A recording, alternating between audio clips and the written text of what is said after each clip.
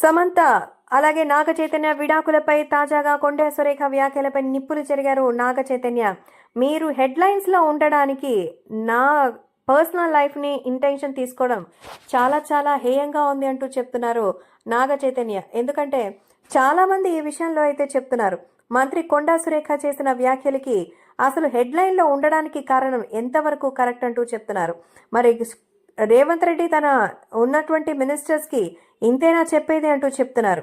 అయితే ఈ విషయంపై నాగ చైతన్య అయితే స్పందిస్తూ అసలు విడాకులు తీసుకోవడం అనేది చాలా బాధతో కూడుకున్న విషయం, అదేదో జరిగిపోయింది, దురదృష్టకరమైన సంఘటన. కానీ మా కుటుంబాన్ని, మాకు సంబంధించినటువంటి నా మాజీ భార్య అనేటువంటి సమంత విషయంలో నిరాధారమైన ఆరోపణలు చేస్తుంటే చాలా చాలా జుగుప్సాకరంగా ఉందని, ఇంత చీప్గా మెంటాలిటీ ఎందుకుందో అర్థం కావడం లేదు. మీ పొలిటికల్ రైవలిటీ కోసం ప్రతిసారి మా పర్సనల్ లైఫ్ని తీసుకుని ఎందుకు వస్తారంటూ మండిపడ్డారు నాగ చైతన్య. ఈ సందర్భంగా ఈ వ్యవహారంపై ఖచ్చితంగా మరి ఆమె ఏదో ఒక మార్పు రావాలని కొండా సురేఖ అయితే చెప్తున్నట్టుగా అయితే తెలుస్తోంది. ప్రస్తుతం నకిరేని నాగార్జున వైజాగ్లో ఉన్నారు.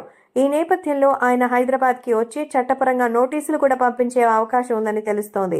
బహిరంగంగా అక్కినేని కుటుంబానికి సురేఖ క్షమాపణ చెప్పాలని సందర్భంగా చైతన్య, అమల, అక్కినేనికి సంబంధించిన కుటుంబ సభ్యులు, ఈవెన్ నాగార్జున కూడా అదే అనుకుంటున్నారు. ఇటీవల హైడ్రాని కూల్చేశారు, ఇప్పుడు మొత్తం ఫ్యామిలీని తీసుకుని రోడ్లో పెట్టారు. నిజంగా అసలు కాంగ్రెస్ ప్రభుత్వం హైదరాబాద్లో ఎందుకు నాగార్జునని టార్గెట్ చేసింది అంటున్నారు.